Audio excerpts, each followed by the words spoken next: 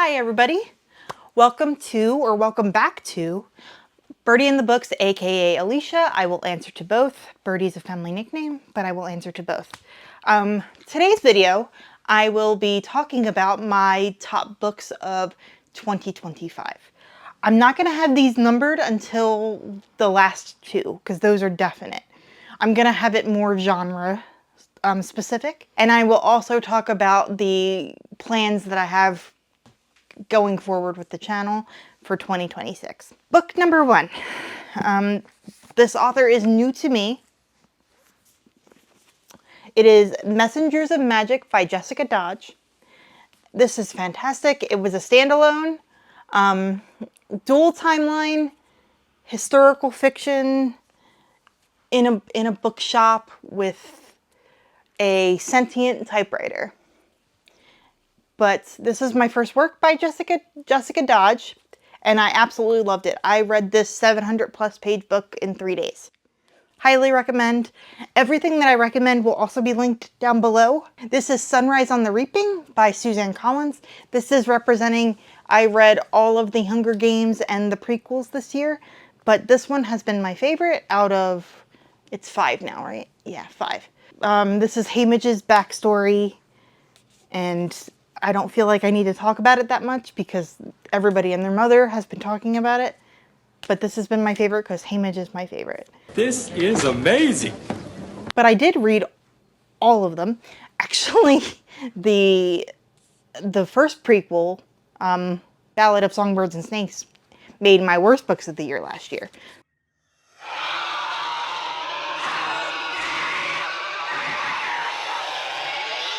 So it's just interesting to me that that book can make the worst and this one can make the best. This one is Clean Sweep by Ilona Andrews. This is the first one in the Innkeeper Chronicles. I read the Innkeeper Chronicles all the way through, all 6 books, last year, and I have fallen in love with Ilona Andrews. They're urban fantasy, they're just fun. I read this as part of a book club with friends last year, and the bug bit me. And one of their books that's coming out at the end of March is one of my most anticipated books of the year. This is about Dana. She is a witch that her powers come from the house that she is a innkeeper for. And it involves a bunch of werewolves, vampires, like everything you can think of urban fantasy related. Highly recommend, and they're nice and short. One of my next favorite books, this is actually one of the first books I read last year. The Teller of Small Fortunes by Julie Leong. My friend Helen gifted me this beautiful copy that I believe was Fairy Loot. She didn't like the book as much as I did, so she gifted me this beautiful, beautiful copy. Look at these end pages. How can you go wrong? Look at the cover. And I just love that it was about a found family made of a bunch of friends. Highly recommend. Like, I'm not the biggest cozy fantasy fan, but this is my favorite of the cozy fantasy that I've tried. Is that an alternate cover on the other side of that? On the other side of this one? Oh, it is. Hold on. I didn't even notice that. Whoops. Aw. I like the purple. Both covers are beautiful, but I just love the hardcover. It's so pretty, and the sprayed edges. It's just a beautiful book. Inside and out. I have stuck with my horror love this 2025 into 2026. This is my first Rachel Harrison book that I've ever read, Play Nice. It is about a woman who grew up in a house with her siblings and her mom, and her parents were going through a nasty divorce at the time, and some crazy things happen because of entities in the house. That's all I will say. And I believe Rachel Harrison grew up not far from where I grew up, so there's very specific things to me that make sense. Like she brings up like my local grocery store and things that are only made where I grew up. So this was fun. Again, this is Amanda from the Naughty Librarian's fault. We read it for her book club. So now I have read 3 Rachel Harrisons, I believe. That was my first one. Sticking with horror for a minute, but young adult horror. I am using this one, The Triangle and the Deep. It's a double printing of a book. And the third one is The Navigator that came out this year. It is a fantastic trilogy, kind of like taking Lovecraft and turning it on its head. This is by Robert P Ottone, one of my favorite authors, one of my favorite horror authors. I've actually interviewed him twice on my channel, and there will be more interviews coming.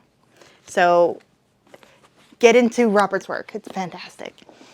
This one, I have been slowly getting back into middle grade. This is Tamora Pierce, Song of the Lioness, Alana and the First Adventure. I'm just using this as representation for the full quartet because I read the full quartet this year on recommendation from my friend Helen, and I blazed through these. Great representation considering it was written in the 80s. It talks about a girl falling in love for the first time, and she pretends to be a man, so she becomes a knight. And her brother wants to become a mage, so they switch spots. They're twins. Highly recommend this one. I'm gonna get into more of Tamora Pierce's work because she does a lot more books in this world, so I'm definitely planning on doing that. Highly recommend, and they're nice and quick, and the audios are great as well. The next one on my list is When Among Crows by Veronica Roth. This is another buddy read that I had with Amanda from the Naughty Librarian and my friend Helen. Helen recommended this to me because she said it was Slavic, I believe Slavic folklore, and it was just a moody, broody, fun time with Baba Yaga, and it was good, and it was nice and short. It was 5 stars. I think I read it in 2 days. It was great. And because Amanda is a lovely, lovely friend of mine, she went to, I believe it was the LA Times Festival of Books, and got this copy signed for me. This is a women's fiction. I don't know, I hate that term. Not quite by the book. This is by Julie Hatcher, formerly known as Julie Ann Lindsay. And if you've seen my content at all, I talk about a lot of her cozy mysteries that I read before. This one, I had a discussion with the author. This is her first foray into like women's fiction, contemporary women's fiction. This is all about a daughter who does everything for her family and realizes that she doesn't do anything for herself. So she takes some time and goes and stays in this tiny town that Emily Dickinson used to live in. And she finds herself. And if you are the oldest child, a lot of the things talked about in this book will make a lot of sense. But I absolutely loved it, tabbed it to hell.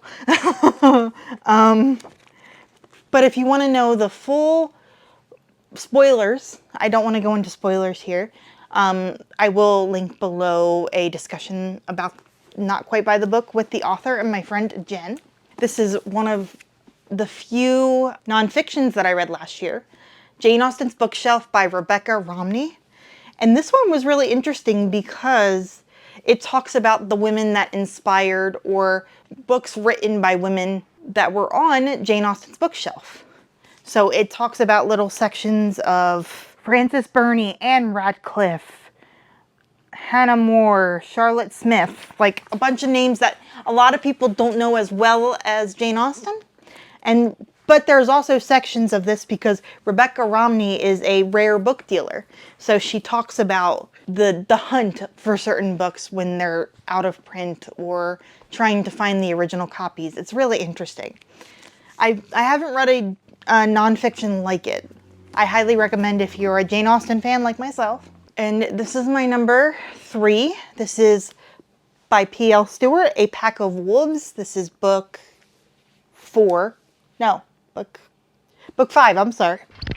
1, 2, 5. Lisa, 3. Book 5 in his Drowned Kingdom saga, which I have deep dives in with all his books, the first 5 including this one.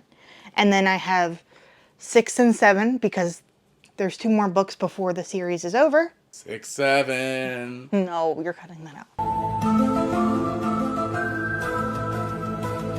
I don't want to go into too much detail because this is book 5, but the series follows Othrin, who is a surviving second son of a surviving kingdom that basically drowns. Oh my God! And everybody disappears, and him restarting and realizing that he is not as kingly as he would like to be. So I have to bring this in there because I love PL's writing. PL's world building is top notch.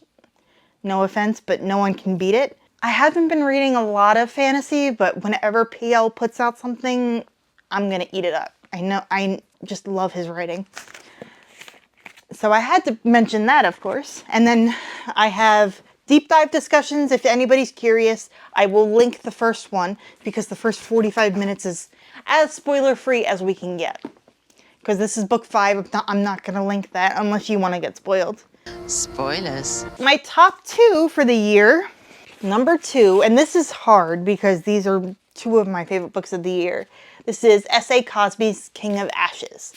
I read this in 2 days.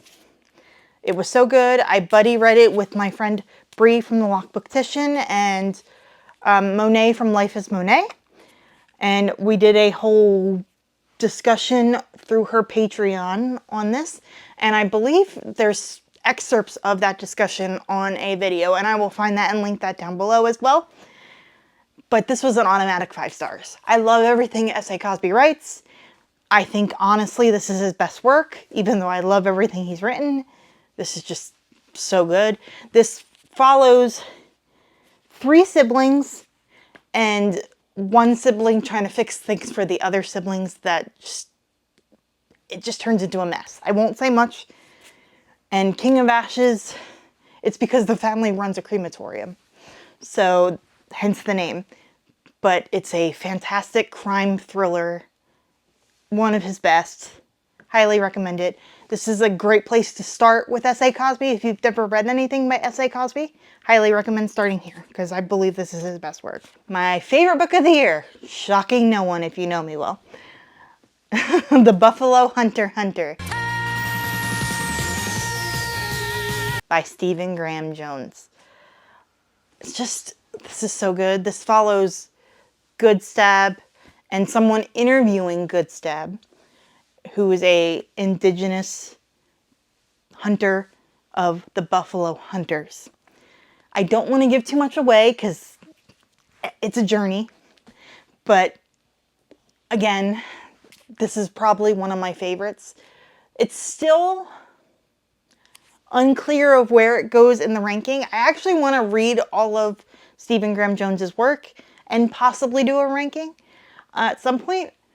But again, this was chosen for me by Bree at the Lockbooktician. We read this all in one night on her Patreon. It's so good.